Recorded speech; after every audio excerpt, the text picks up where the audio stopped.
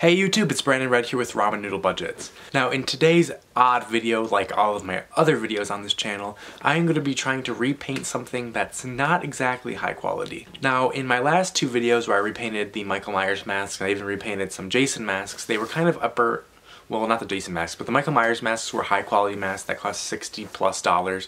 Some I even had to pay hundreds of dollars for because they're so heavily requested and everyone wants them right now because they're from the 2018 movie mold.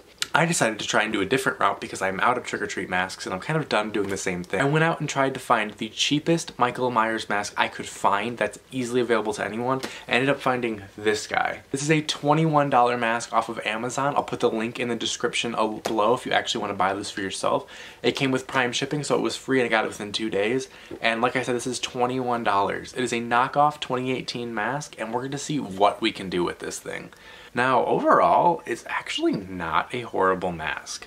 The hair is a little weird. It almost reminds me of the Curse of Michael Myers mask. But overall, there's a lot of detail we can work with here. It even has where the sideburns are supposed to be on the original 1978 mask. The eye holes are a little bit big. I'm going to try and see that once they're kind of repainted over with a base color, I'm going to see if we can...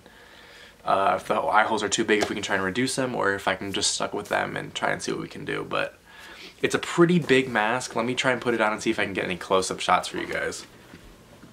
I don't know how easy you can see I put that on, but the Trick or Treat Studios mask, I was like tugging that thing down.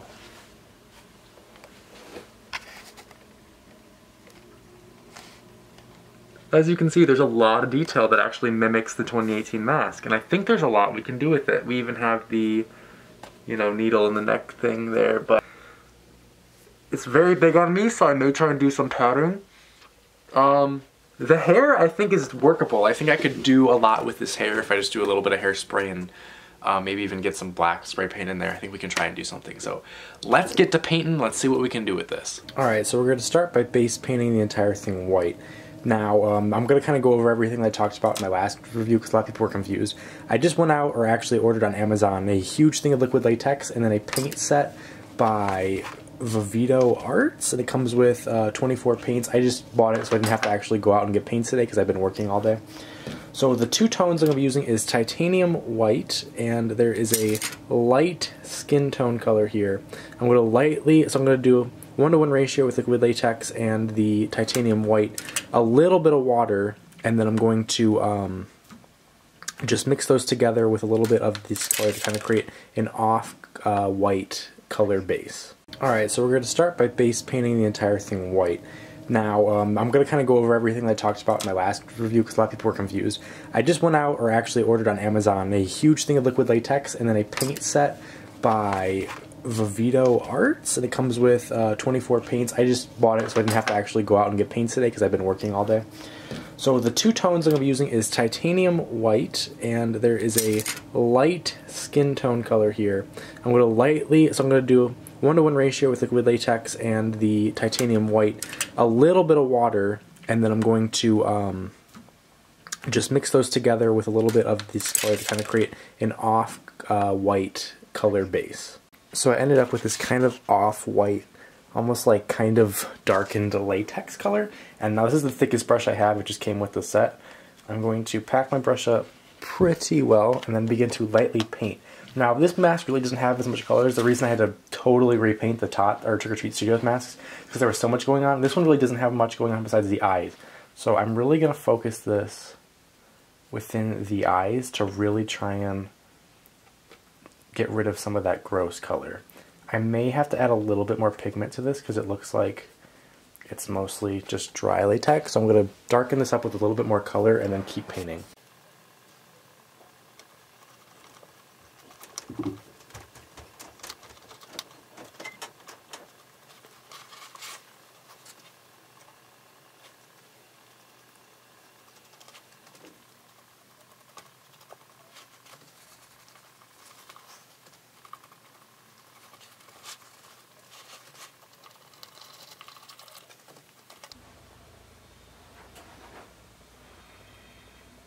Alright, so I filled in as much as I could with a few layers of liquid latex. I actually had to change the white paint. I ended up using a Basics Liquitex white and then mixing that with my latex mixture just to thicken it up a little bit.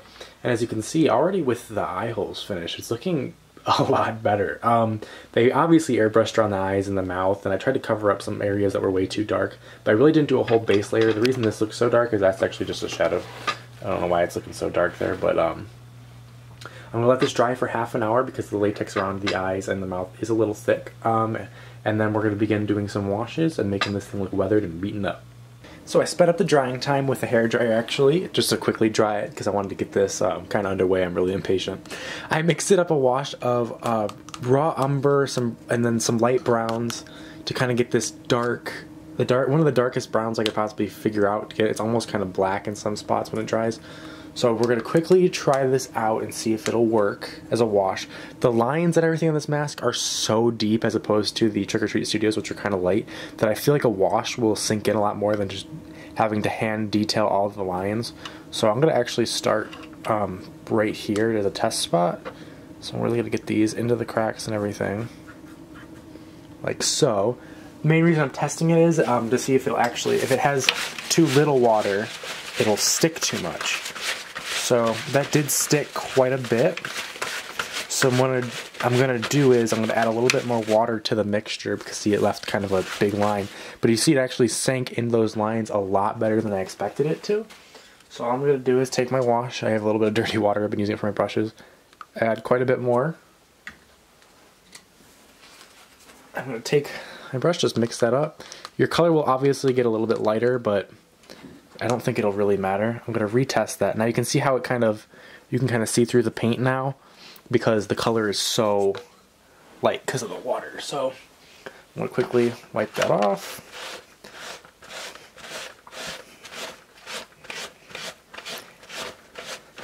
And that's a little bit better. It might actually be better if I use a wet rag to wipe off the paint, so I think I'm going to start doing that.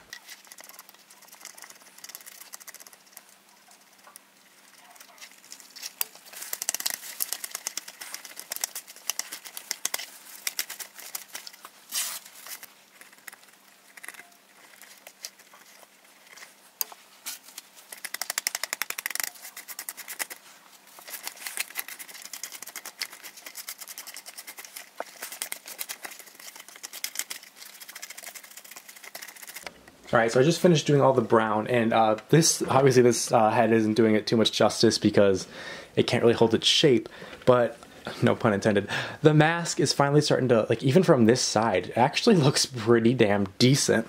As you can see, it really stuck in all those lines. It's subtle, but it kind of gets the point across, so it has that kind of dark brownish, decayed latex look that I was going for.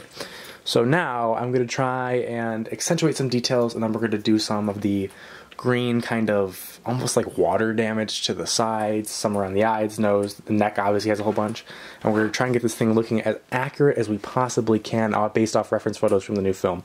The last time I did these repaints was before the movie actually even came out, so this is going to be like a new thing, so maybe we can get this one looking even better than my other repaints, so let's try and figure that out. So actually on a spoon I mixed up a small amount of black with liquid latex. I'm going to try and get as much off of this brush as I can, and then I'm going to begin to add some shadows to the mask to really try and bring, or at least fake the look that it has. So it actually does have quite a bit of defined cheekbones, but I'm really just going to help it along here. Trying to keep it as light as I possibly can to redefine some of the characteristics that really make Michael Myers' mask, you know, his mask. I'm going to bring out the nose bridge a little bit. Go around the nose. And I'm going to add a little bit of that black back near the eyes, because he does have a little bit of that. Also going to try and accentuate just some of the lips here very lightly. Just trying to get a little bit more of that, because I erased most of the lip when I did that base coat, so I got to bring a little bit of it back. Put a little bit more on my brush here.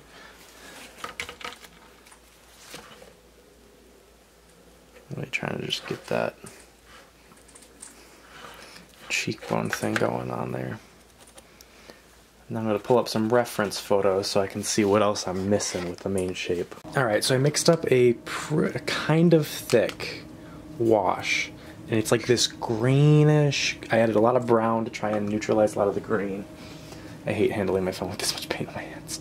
To try and create some of the green that builds up around the neck and stuff. So that's what we're going to do. So I'm going to actually pretty thickly paint this here. And using my finger, I'm going to pat it.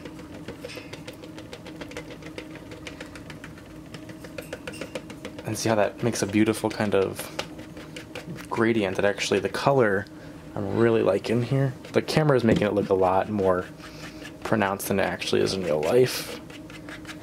But yeah, I'm going to do that all around the mask, around the hairline and everything, until I kind of like what I'm getting. Alright, so unfortunately my camera cut out for a lot of that, but I added the mixture all around it, and it's really starting to bring shape. So as you can see, I way over accentuated these spots here, but we're going to fix that in a sec, because so on the actual screen used mask, from the behind the scenes things I've seen, like the michaelmyers.net pages and stuff, I guess what they did was they painted a really dark kind of green layer on first, and then they actually dry brushed white over the whole thing so that it stayed in the cracks. That's like kind of a reverse engineering kind of way to do it, and I was thinking about doing it, but I didn't know. I mean, I've never done that before, so I think what I'm going to do is after I add a little bit more of this color to around certain areas like the temples and stuff, I'm going to use the white to try and accentuate certain areas to make certain areas pop that are supposed to. So I'm going to continue doing some of the brown and stuff and then go to that.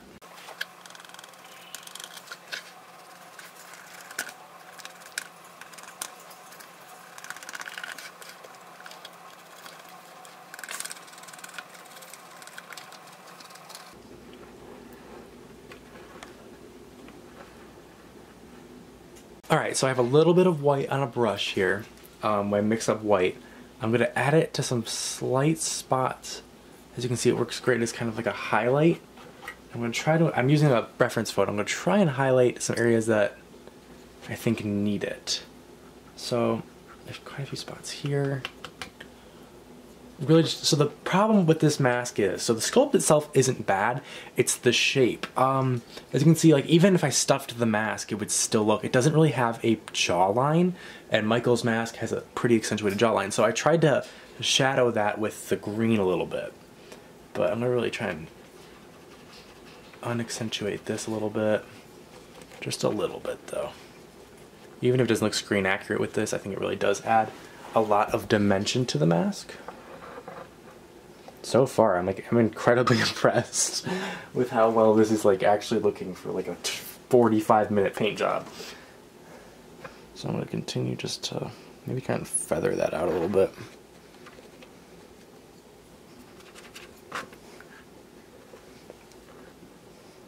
I'm wondering if I add like if you're doing, you know, contouring makeup, if I add a little bit of the white along the jawline here, I can mimic, like if the mask had one. It actually worked pretty well. Like I said, there's barely any paint on this brush. I'm just dry brushing it into the piece. Honestly, not bad. Alright, I'm going to try and go back in a little bit around the eyes, maybe darken those up a little more. I know I did so much effort to try and erase that in the first place, but I think it just needs to be a little bit darker in the eyes, and then we can work on the hair. Alright, so here is the finished mask. Overall, it's not really that bad at all. I mean, so I did go overboard in some spots, obviously, but for a $20 mask to test out different painting methods, this isn't bad at all. I teased the hair up a bit to try and get it a little crazier. Wow, I'm going to try this thing on and see if it looks any better on me, even though it is quite big. I did stuff it on this mannequin head, so let's see what this looks like. So I just put the plastic bags I was using to stuff it in the back just to try and get a little bit of that. But look at the difference on this mask now. It actually kind of looks scary.